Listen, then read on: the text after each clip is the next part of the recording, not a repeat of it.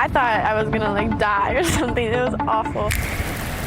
A scary night of severe storms and tornadoes across Indiana.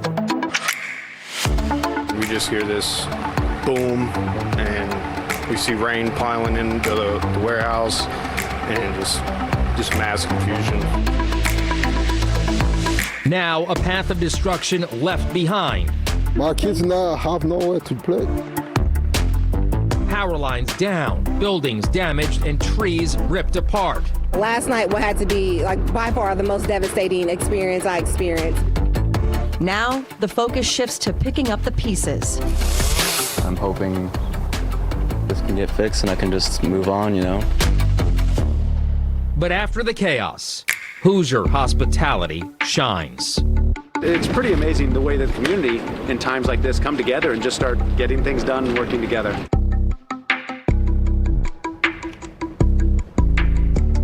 And good evening, everyone. Thank you for joining us here at 10 o'clock. I'm Phil Sanchez. And I'm Farron Franzak. Just 24 hours ago, strong storms you just saw there produced multiple tornadoes right here in central Indiana. Although the storms have passed now, there is a new concern: flooding. And this is a live look right now at the radar. Rain is falling in many areas that have already received up to 3 inches. And before we get to the damage, let's go to Storm Track 8 meteorologist Drew Narsutis with how much, Drew, we're talking about rain tonight for us. Yeah, unfortunately, not just tonight, but all the way through the end of the weekend, we could see an extra 4 to 7 inches here in central Indiana. Could be above 7 inches down in the southern part of the state. So flood watch in effect certainly is going to be an interesting next couple of days. Here's the great news. This time, Carmel, last night, way different story than what's going on. It looks like a very peaceful, enjoyable evening, although on the wet side certainly, but at least the showers are holding off for now, at least the heavier showers. We still have a light drizzle in the area. 52 degrees outside, winds out of the southwest at 11 miles per hour, but no storm activity going on. Just a few light showers with the heaviest of the action, even a few rumbles of thunder, flashes of lightning as we were expecting south of Bloomington, Columbus at the moment. We'll see that push further north as we move maybe into tomorrow afternoon, but for the rest of the evening, we're going to see some light showers here, but the main action likely going to stay down towards the south as these storms look like they are going to continue this path along the Kentucky-Indiana border, and so hopefully out of most viewers' hair, at least here in central Indiana, and we can use all the breaks from the weather we can get because we do have that flood watch in effect all the way until our Sunday morning. So get ready for some more showers, maybe even a few rumbles of thunder if you're further down south tonight. Tomorrow morning, we will have a break still in the forecast for rain here in central Indiana, but tomorrow afternoon and evening gets worse again. We'll talk more coming up. Okay, Drew, thank you very much. Well, Governor Mike Braun has activated the National Guard in preparation for flooding threats. Soldiers based in Jasper, Vincennes, and Seymour are being deployed. Units in Bedford, Terre Haute, Indianapolis, and Chandler are ready if needed. The crews will work with sandbags to protect key infrastructure and homes. Well, last night's storms claimed the life of Nathan Merritt, you see here. He died out in Danville. Now, deputies tell us that he was driving when he ran into downed power lines on the road. They say that when he got out of his car, he came into contact with those lines. Medics declared him dead at the scene. Merritt was just 27 years old. Meanwhile, for a woman in Randolph County, the severe weather was just another tragedy on a long list of devastating moments this year. News 8's Danielle Zukoski spoke with her while she picked up the pieces. This is where Ashley Richardson's home once stood. That was before severe weather rolled in and destroyed it. Ashley Richardson cannot seem to catch a break. 5 weeks ago, her 6-year-old son Jace died in his sleep. He was great. Loved my life. Just a happy 6-year-old. He never knew a stranger and he never knew any pain or sadness. He was just a really happy kid. Now Richardson's picking up the pieces of her destroyed home, but she's not alone. Our couple people turned into more people, which turned into more people, and literally within 7 hours, like, they pretty much have it cleared out, like, and it's crazy to me to see how amazing everybody just shows up. Richardson was trapped in her car during the storm. My window was busted out, and that's all I remember, the debris coming everywhere and hitting me, and I ducked my head, and then he got me out of my vehicle because I couldn't open my door. To make matters worse, she could not find Jace's ashes in the wreckage. His ashes were in the living room, and then when the trailer got ripped out, the ashes were on top of my car. She knows Jace was there with her during this storm. I believe that I was saved from my son and God. A neighbor and friend rescued Richardson from her car where she was trapped under the debris. Unfortunately, her dog Otis did not make it. I couldn't get to him. I couldn't go back in and get him, and he was trapped underneath, and I think it crushed him. But he was alive when they found him, and my sister-in-law and brother took him to the vet, and there was nothing they really could do. Richardson's other dog, Mario, escaped. This is the heartwarming moment they were reunited. Richardson's hoping to build her permanent and forever home right here. She knows it's going to be a long and tough road, but her community will be there to support her. I'm Danielle Zulkowski for Wish TV, wishtv.com, and follow us on Facebook for updates. And thank you to Danielle for that amazing, powerful story. Drew joins us now. You saw just right there where a possible tornado could have touched down. Do we know if there is a confirmed tornado there, Drew? We don't have any idea at the moment. We were talking to the folks involved, and at the moment their best guess is it maybe was a microburst, but at the same time we had one of those purple boxes overhead right where she was around, meaning confirmed tornado on the ground. So I think the National Weather Service is still trying to parse out exactly what happened in that situation. But yeah, because it all takes a lot of time for them to figure it out. Yeah, well, at least there was at least some sort of miracle with, of course, that woman surviving that incident. So no matter what it was, she's at least alive. So as we move into tonight, what are we going to look at?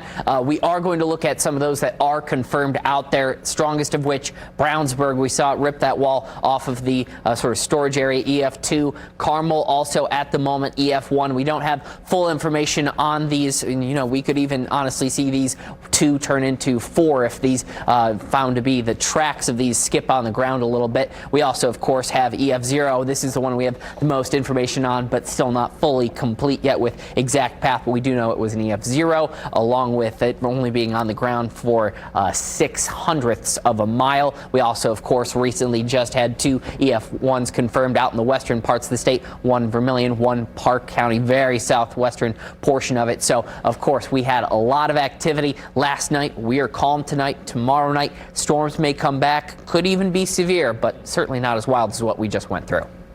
Keep us posted, Drew. Thank you. Well, Brownsburg experienced heavy damage. News 8's Kyla Russell was there last night when a woman was freed after spending hours trapped under debris at a warehouse. She returned today to learn more. The call first came in around 9 last night. First responders were told 2 people were missing and a woman was buried under the wreckage. Pretty bad. It's pretty devastating. Firefighters found the 2 missing people and one of them went to the hospital. First responders spent every second between 9 and midnight working to save the trapped woman. Although the warehouse employees can't speak on camera, they tell me their trapped coworker was conscious the entire time and a Brownsburg doctor was communicating with her through the rubble. She recently started working at the kitchen supply warehouse as a security guard. Employees say there were about 7 people in the building at the time. You know, it took a pretty good storm to hit that and do that. Richard Pardue is a commercial salvager. He plans to help save product inside of the devastated building. Though he's been in the business for decades, it's not often he sees this kind of damage in Indiana. He said devastating winds along with the construction and angle of the building may have been what caused the collapse. If the tornado was coming through there and it's right in the hot spot of the tornado, you know, luckily it didn't hit one of those buildings over there, you know. Pardue says he sees quite a bit of product inside the building to be saved. Warehouse employees have been in and out of the area all day, cleaning up debris just like this. They tell me there's no timeline on exactly when and if they might get back to work here. Reporting here in Brownsburg, I'm Kyla Russell for Wish TV, wishtv.com, or follow us on Facebook for updates. Kyla, thank you. Well, tonight, Carmel Mayor Finkham declared a local disaster emergency for Carmel. Our Storm Track 8 team was the first to show you this video from the city last night. News 8's Tim Spears, he spent today in Carmel finding plenty of damage. I've lived in Carmel all my life and have never experienced a tornado before. During the storm, Judy Hatton was scared. What was going through my head I have my Bible with me. By morning, she was thankful. Much better and relieved. Trees damaged her roof, now being cleaned up by contractors out of Kokomo. So, I mean, it's so big of a deal that, you know, probably the tree companies here are overloaded and everybody from surrounding areas are getting called. Businesses in the heart of Carmel bore the brunt of damage. The tornado did this to the front of a manufacturing company. Strong winds caved in its back wall. Nearby, bricks toppled off of offices, roofs ripped, and Prana Play, a sensory-friendly play place for kids that hasn't even opened for business yet, was ripped wide open when an entire wall blew out. Incredibly fortunate, because this could be catastrophic. We could have been so much further along in the building of the business. And we were blessed that it wasn't worse. We were safe. All of our neighbors were safe. And that's the best thing right now. I'm Tim Spears for Wish TV, wishtv.com, or follow us on Facebook for updates.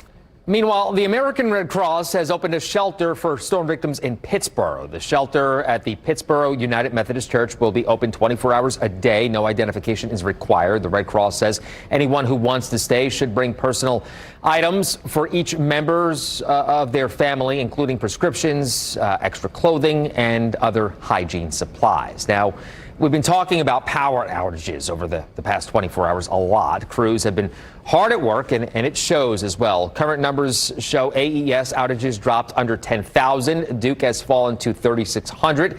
Indiana, Michigan sits at around 4,300 across the state. About 30,000 customers remain without power, according to poweroutage.us. Now, we've got much more weather coverage coming up, but if you don't want to wait, we've made it very easy for you to find it on our website. Just grab your phone, scan the QR code you see right there on your screen. That's going to take you to the As Seen On section of wishtv.com, where you can catch up on everything you might have missed from last night.